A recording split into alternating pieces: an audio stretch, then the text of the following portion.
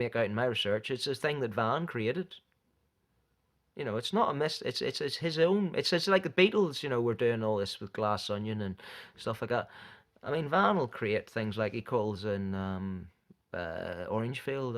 He says a throne of Ulster Day. Well, you know, that's not a phrase that was used. That's a phrase that Van's invented because he's so attuned to folk memory and he's so attuned to the traditions that have informed him that he can create his own now. And the Veedon Fleece was just I think, an idea that came out of he got into Yeats as a result of people comparing stuff he had done to Yeats, and so you know he will have seen Yeats, and he'll have seen Yeats as a performer because Yeats, you know, he created a mythology in his stuff as well, you know, and it's not like you got some big secret. It's just you got an imaginative brain and you can use it. And the Veedon Fleece symbolically is you know it's part of that spiritual quest, which is kind of what everybody's life's about, and certainly what Van's music's about. And no conscience,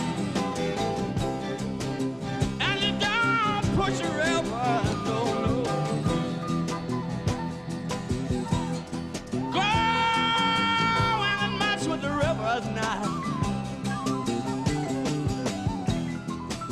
We're going out in the west,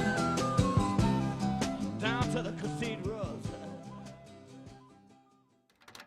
I see it more of in a poetic tradition than a writing tradition, and then a literary tradition. I mean, I think a literary tradition is got sort of as much dogma attached to it as you know, various other things. But no, I see it more of like an instinctual, intuition, feeling thing that that this is more what I get from these people like Don Whitman or something, which was about they were writing about sort of definite you know, states of transcendental mysticism the best way they knew how. So this is not, to me, literature. This is something else. You know, it's like you know, it's a way of putting down an experience. You know, it can be in a literate framework, or it can be in any oral framework. Really, I mean, it doesn't. You know, it's not really specific. It's not literature as far as I can see. It's more like experiential. It's like trying to come close to, you know, putting down your experience so that somebody can read it and have another experience. I mean, to me, Blake is not. It's not a literary exercise.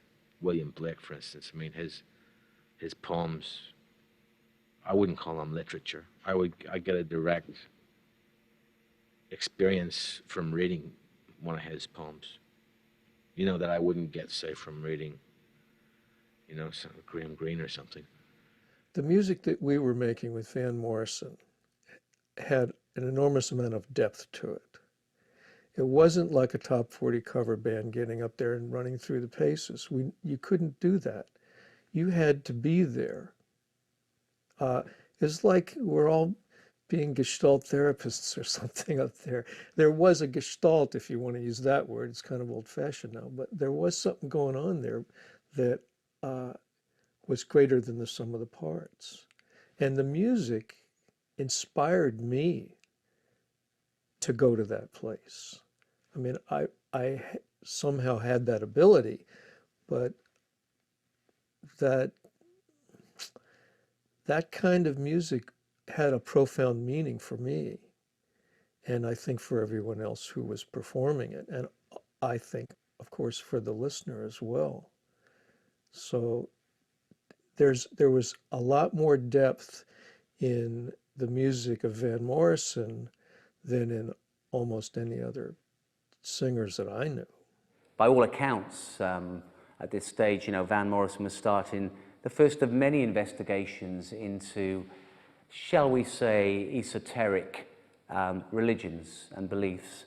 And around this time, or leading up to this time, it's widely believed that he was undergoing Gestalt therapy, which, as I understand it, is very much about kind of taking the person you are now and making you kind of taking you back to your own past and almost putting you in the past in almost like a physical way, more than an emotional way, almost physically taking you back to your past to experience the things of your past. And so what comes through on the record is more a sense of kind of luxuriating in the detail of one's past, you know, and celebrating that and bringing that alive, bringing that into the present.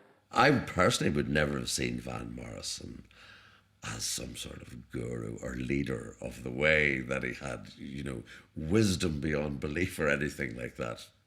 I just don't see him that way.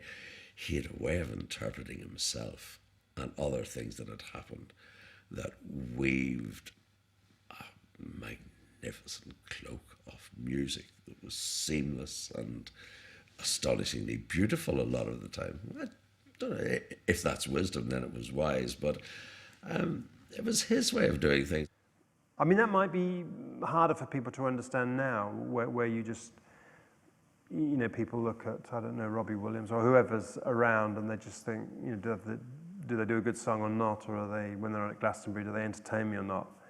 I don't think people look to singers for anything more than that now, but there was this period, you know, believe it or not, where people would, where musicians were poets in the sense that you thought a poet might have a deeper insight into life that might possibly be shared with the readership, and they thought people like Dylan, John Lennon, Van Morrison might be people that had the inside edge on something, and that they would share their findings with us. You know, he was a musician who was, the big questions were what kind of made him do what he did. Released in 1974, Reid and Freeze represented Morrison's final installment in a prolific decade of work. Though the album received a muted response from critics, Morrison headed into a 3-year break from the rigors of his professional life, having firmly established himself as a figure central to the musical landscape and one of the most significant recording artists of the era. This is Van Morrison's golden era, and you know, it's always going to be the golden era when you do it first and it's your most successful period. And although Morrison, you know, reinvented himself to a certain extent, to a large extent actually in the 80s and to a slightly lesser extent in the 90s, this is the era in which he's most fondly remembered. And I think these records, you know, are probably the best. Certainly as a run, they may well be the best he did. His place in music could have been established right then if he'd quit. He was his own entity, and it was Van Morrison. It wasn't Van Morrison fitting into some mold, some other kind of music. And to me, that's what he brought to the whole scene there, was that uniqueness. I think the two most important contributions that Van made were one, his voice, the fact that he had a great voice, and the fact that he loved language, and the fact that he could get the best out of every word he sang and could move you. And secondly, his spiritual explorations. I think that expanded the vocabulary of the musical genre that he worked in, you know, the kind of the rock genre, that he could tackle these kind of questions. And I think that opened rock up for U2, doing that later on for the Waterboys, for different people kind of exploring those sort of issues. He's one of the artists like Miles Davis or like Bob Dylan who has a planet to be discovered. You never finish with Van. Van is forever, and the music just gives and gives and gives. It's a gift that keeps on giving. Van's music is the gift that keeps on giving, and it'll give people strength, and it'll give people pleasure, and it'll give people encouragement, and it'll help people for long after he's gone.